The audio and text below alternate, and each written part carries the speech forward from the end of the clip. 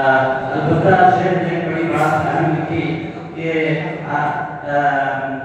الاصل الاباحۃ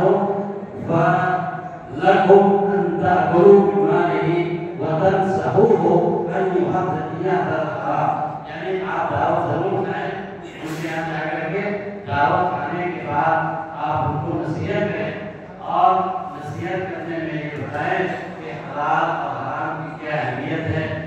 سود کے کیا نقصانات ہیں۔ اس کو اگر کوئی مسلمان ہے تو سودی کاروبار کرتا ہے حرام، تو آپ کھانے کے بعد جو ہے وہ اس کو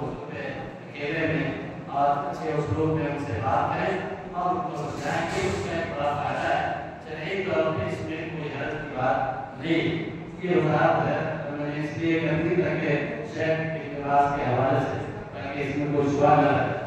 دوسرا مسئلہ بھی یہ جو سوال تھا تشہد اول کے سلسلے میں، تو تشہد اول ہو یا پھر تشہد کا اطلاق ہی اس پہ ہوتا ہے کہ اس کے اندر التحیات اور اللہم صلی، یہ جو پوری دعا ہے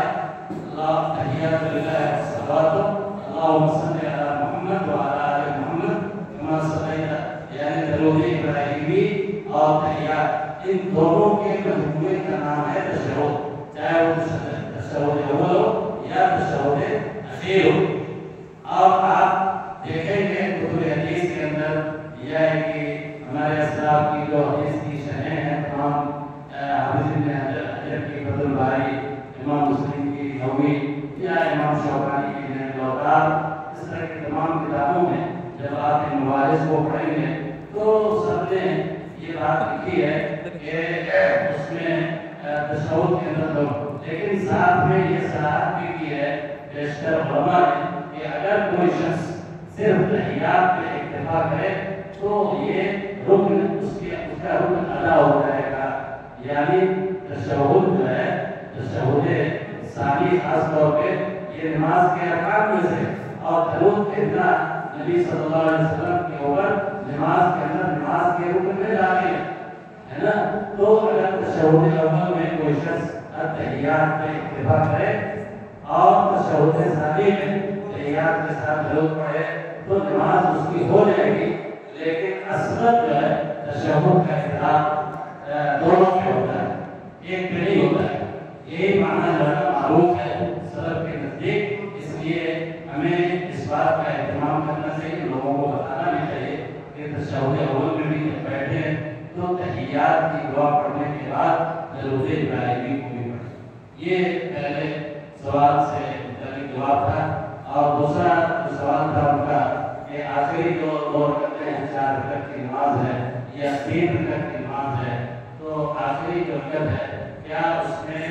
سورہ فاتحہ کے ساتھ کوئی دوسری سورت پڑھی جا سکتی ہے، ملائی جا سکتی ہے؟ اس کا جواب یہ ہے کہ ملائی جا سکتی ہے، اور علامہ البانی نے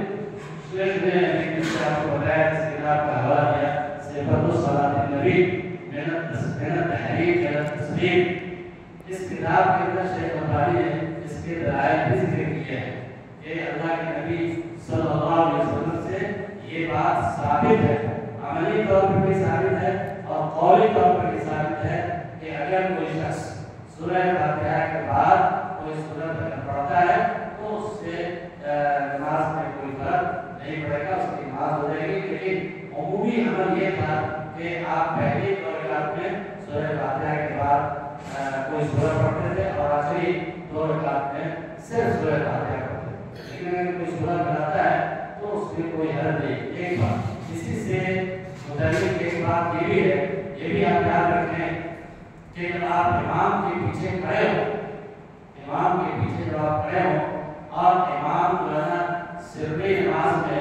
ہے نا قرات کر لیتا ہے اور آپ کی قرات مکمل ہو جاتی ہے تو آپ نماز میں خاموش کھڑے نہیں رہیں۔ مثال کے طور پہ آپ نے سورہ فاتحہ پڑھی، ٹھیک ہے، اور اس کے بعد امام ابھی کھڑا ہے، رکوع میں نہیں گیا، تو آپ خاموشی کے ساتھ قیام کی حالت میں نماز میں نہیں رہیں، اس لیے کہ قیام جو ہے جو نماز کے اندر رکن ہے، اس قیام کے اندر خضوع نبی کریم صلی اللہ علیہ وسلم سے ثابت ہے، اس لیے علماء نے کہا کہ سورہ فاتحہ کے بعد ایک سورہ دو سورہ اگر گنجائش ہو تو اس سے زیادہ بھی سورہ زیادہ آدمی پڑھتا ہے اس وقت تک جب تک کہ امام رکوع میں نہیں چلا جاتا. تو اس لیے سورتوں کے اضافہ کرنے میں کوئی حد نہیں اور اس کی دلیل موجود ہے. ماشاء اللہ جزاک اللہ. السلام علیکم.